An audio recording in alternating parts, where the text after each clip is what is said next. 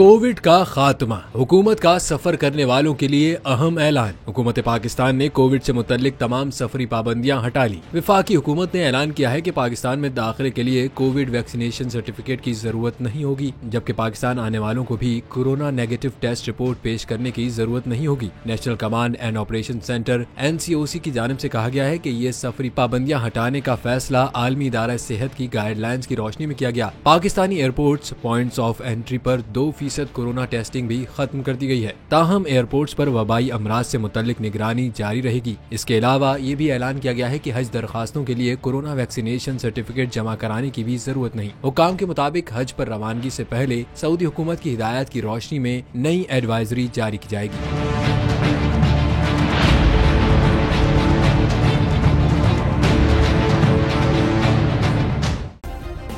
Subscribe करें और bell दबाएं ताकि कोई खबर रह न जाए।